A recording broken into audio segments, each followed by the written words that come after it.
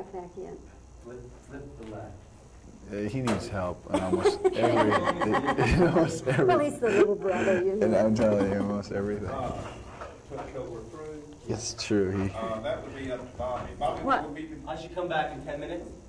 Yeah. Okay. Yeah. You're going to look for coffee? Yes, sir. Okay, go downstairs and ask where engineering is. Okay. Engineering.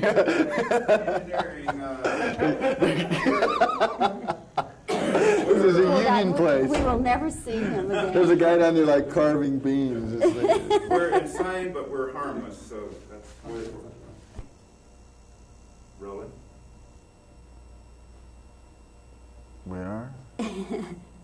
Well, Kevin, it's nice to see you again. We talked just a few weeks ago in New York about Silverado, and now you're in American Flyers, which will be coming out soon. And as I sat there watching American Flyers, I was saying to myself, this can't be the same Kevin Costner I just talked with 3 weeks ago, because Marcus is 180 degrees from Jake. Yeah. So it makes me wonder, knowing how producers and how the Hollywood system works, so far it looks like you're not being typecast. Well, yeah, I've been fortunate that way, but it's also a problem inherent in the beginning of a career in that you fit into roles. You know, I'm faced with the problem of trying to get roles, and so I'm saying that, yeah, I can play Jake. Believe me, I can be all over this place. I can be up on these walls. I'll prove it to you.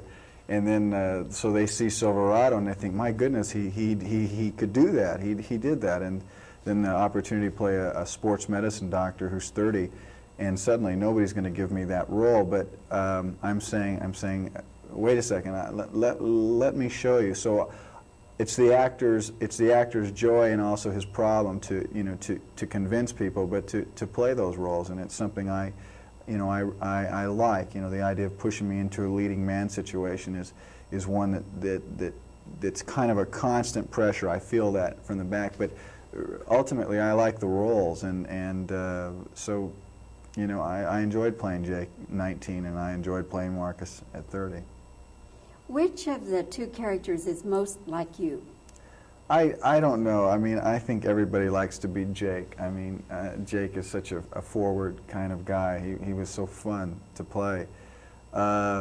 Marcus is we get to see Marcus in a different shading of his life when we actually finally catch up with him, where this film takes place.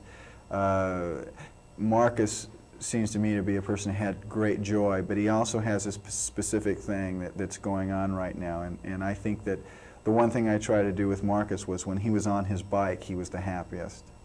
But he is an interesting character. It was fun for me to play. You know, going back some 20, 30, 40 years ago, it seemed that your actors like Cary Grant and Gary Cooper and any number of John Wayne, they played different roles, but people always knew instantly who they were. Now, you're playing roles where there isn't that much carryover that people will recognize you. Does that concern you at all? No, it doesn't. I think that when you think of those particular actors who I like very much, you're looking at the body of their career. So the body of it, you do know what they look like. And genuinely, I think in those cases, they weren't changing their looks very much. But, you know, I basically have 3 or 4 films under me, and I think it's very apparent with the Steven Spielberg show. I think that's probably the image I'll be pushed into.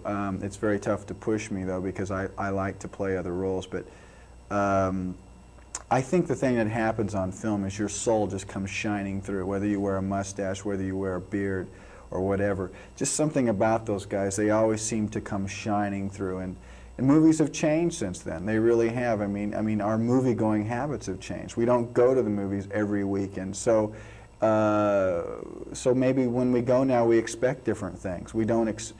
I think the expectations of audiences are much different. Have you ever done a role as physical as this?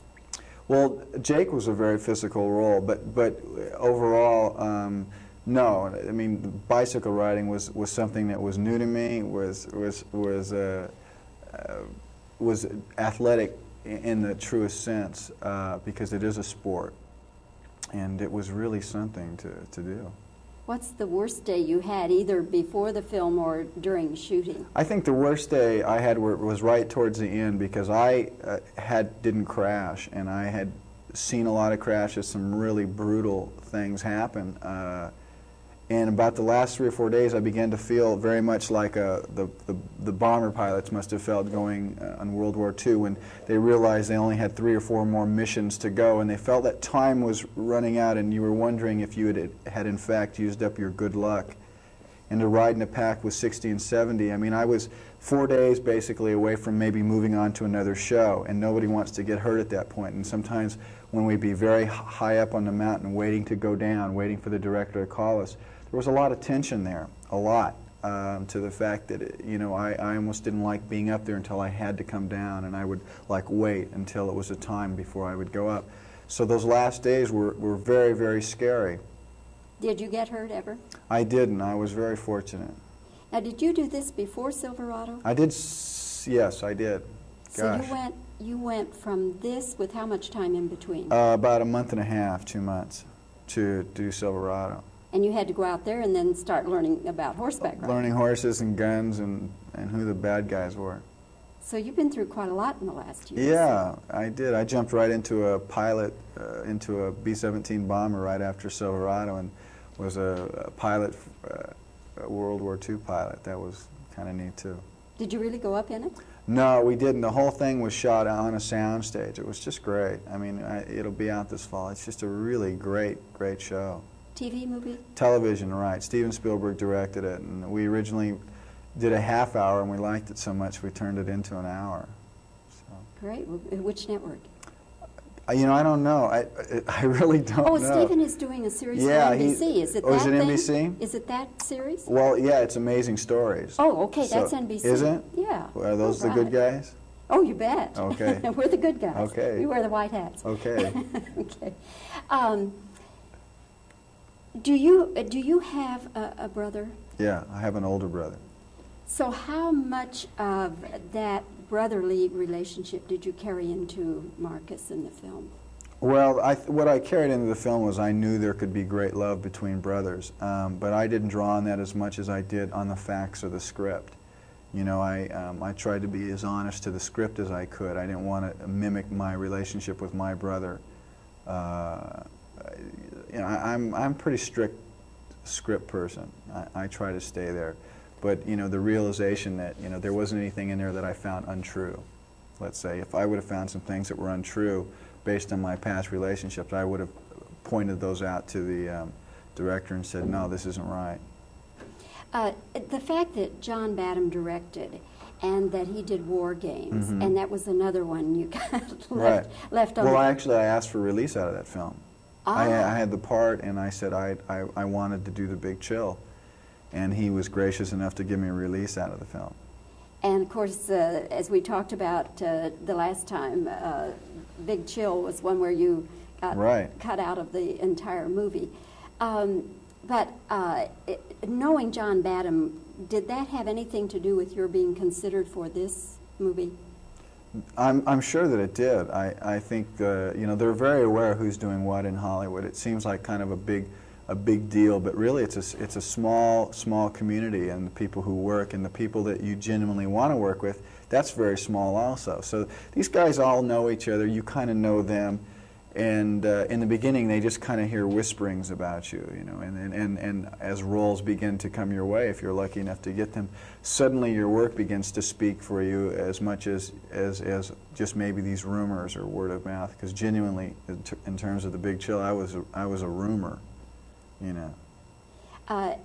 For this one, did you have to be in competition with some other actors? Of course, it always seems that way. I think for David and I, and it just seems that we're always, you know, the roles that you want, other people are going to want them. You know, I think that's the thing you have to look at in terms of positive. I mean, for all the junk material, or material that somehow is just maybe a near miss, I could do that, and people want you to do that. But you know, if you wait for the good role, you're going to have to get in line, because there's some people queued up to get it, because that's where you want to be. You want to be with the hot stuff. One question about Silverado. The film is doing well, but it isn't doing blockbuster business. My personal feeling is that over the long haul, that the movie's going to do fine. I think that it has some staying power. But as you look back on it, Kevin, is there any reason or can you analyze at all